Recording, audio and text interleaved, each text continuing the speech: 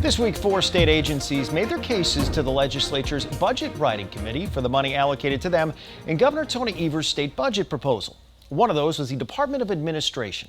As part of the agency's portion of the overall budget, the governor proposed using $290 million on repairs at American Family Field, the home of the Milwaukee Brewers. The DOA helps the governor develop his budget, so lawmakers on the Joint Finance Committee question why Evers didn't reach out to legislators about the project. DOA Secretary-designee Kathy Blumenfeld said the governor's office took the lead with some input from her department, but that there's room for more discussion. I think there's ample time, there's ample opportunity for everyone to get involved, to have a voice, and to come out with a really good, solid, deal at the end of the day. Lawmakers in the Republican-controlled legislature have already indicated that they will not support the spending plan as is. And joining us now to talk about the American Family Stadium improvements is Rick Schlesinger, the Brewers President of Business Operations. Thanks so much for the time here today. Thanks, Lance. Thanks for having me on. So there was a study done about recommended improvements at AmFam Field. How much did that study suggest is needed for improvements, and what kind of projects are we talking about?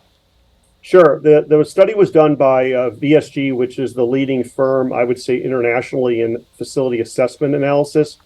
And their estimation was $428 million over the next 20 years. A subsequent report commissioned by the state of Wisconsin by CAA Icon actually came up with a much higher number, but all of the underlying assumptions relating to the legislation that Governor Evers has proposed, and frankly that we're talking about with the legislators, is using the lower number, the VSG number of $428 million.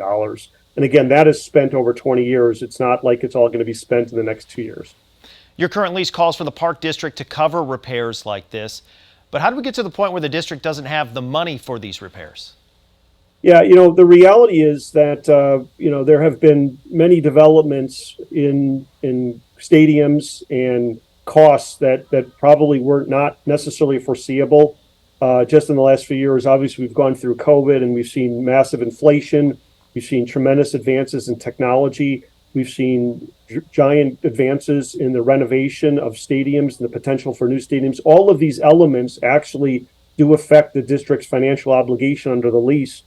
So it's not as easy as just guesstimating, if you're the district, what the money is going to be needed, because it's somewhat of an evolving standard. And that standard is what other MLB ballparks are doing. So the reality is while this, the sales tax surcharge was retired, this issue would have been required to be addressed regardless. The reality is the district does not have a financing source, and the district has these leasehold obligations, and we want to be here for the next generation, and we just want to make sure our landlord has enough money to meet its obligations. We're not asking for any extension of obligations or expansion. We're just asking for our landlord to make sure it has enough money to meet what it promised us back in 1996. Along those lines, Governor Evers has proposed using $290 million of the state surplus on stadium repairs. The lease would then be extended by 13 years to 2043. Is the organization guaranteeing that they will not need any more money over that next 20 years if this passes? Well, I'm not planning on coming back to the state of Wisconsin for additional money. So based on the expert opinion of VSG and all of the analysis, we are very comfortable and confident that that money that is hopefully going to come to fruition as part of legislation is sufficient for all our needs for the next 20 years. You've been clear about what the organization will do if they get this funding by extending the lease. The big question then is what happens if you don't get the funding? Would the club consider leaving Milwaukee? Yeah, everybody asks me, what's our plan B? And I'll tell you that I have such confidence in plan A that I'm very comfortable at the end of the day, through bipartisan efforts and through a lot of hard work, that we're going to ultimately be successful for us to be able to sign a generational lease extension and make sure our landlord has the money. What I find in life is if you plan for an alternative plan B, that becomes your plan A. So right now, I can tell you we're committed to making this work. We feel very good about it.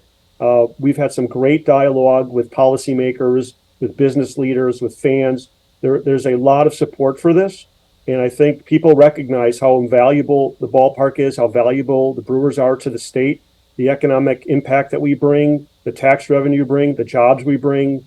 the branding we bring, the excitement we bring, hopefully a World Series title in there, is more than sufficient for people to understand this is important and everybody wants this to happen. And we realize it's not going to be easy, and there's a lot of devils in the details, and it requires bipartisan support. And our focus really is on making sure that we answer all the questions and we reach the conclusion that we want, which is we're here long term, and our landlord has the money to make sure we're here long term. You mentioned the Park District has no current funding source right now. There was a 5-county sales tax that helped fund the building of the stadium and the maintenance that ended in 2020. Here we are 3 years later. You're asking for some more taxpayer funds.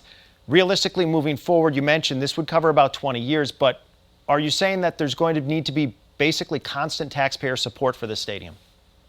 Well, here's the reality. The reality is for the next 20 years, which is a very long time, the ballpark will then be in operation for 43 years, which in ballpark life cycles, that's a long time. I can't predict what's going to happen after 2043. I can only tell you that what we focused on is for the next 20 years, and we are very comfortable with the number that was generated by VSG, and we're comfortable that that money is going to be sufficient for our landlord to meet its obligations. Now, the previous tax revenue for the stadium came from the greater Milwaukee area. These funds, though, would be coming from a statewide sourcing. So why should taxpayers in, say, Superior or Eau Claire support paying money right here for stadium upgrades that they may never see this stadium or feel the local economic impact from? Well, I would say this we're a state team, we're a regional team. We draw from all over the state of Wisconsin. It helps to have a retractable roof so we don't have to worry about inclement weather. We generate tax revenue that goes to the state of Wisconsin. We provide jobs, we provide sales tax revenues, income tax revenues paid by our players, by visiting players, by all of our staff, and that money goes to the state. I would say that the state is enhanced by the fact that there's Major League Baseball in Wisconsin. And the reality is we have viewers all over the state. People come to the games, they listen to Bob Uecker on the radio. So I would say every county in the state is touched by the Brewers, enhanced by the Brewers. And we have fans all over the state. And if not necessarily coming to the games every day, there's certainly Brewers fans and supporting the team. And I think we do more than our part to give back to the state in terms of tax revenues, job creation, $2.5 billion in economic impact over the last 20 years. We want to do that again for the next 20 years. And just the fact that having a major league team in the state gives such, vibrancy and makes the state a better place to live. Now, the Brewers have been valued by Forbes as worth more than $1 billion.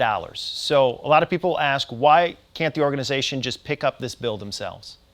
Yeah, well, what I would remind people is the money's not going to the Brewers. It's going to our landlord.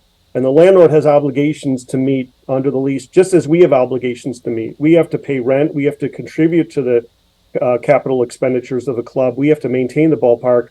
We have to employ people. We have to put on all the expenses of a game. We have to put a major league team on the field worthy of our fans. So I think from our perspective, I think everybody would say the Brewers are doing our part and more to meet our obligations under the lease. All we're asking for is for our landlord to have the money it needs to meet the obligations it promised us and the fans and the ballpark when the ballpark was constructed back in 1996. All right, Rick Schlesinger from the Brewers. Want to thank you so much for the time here today. Thanks, Lance.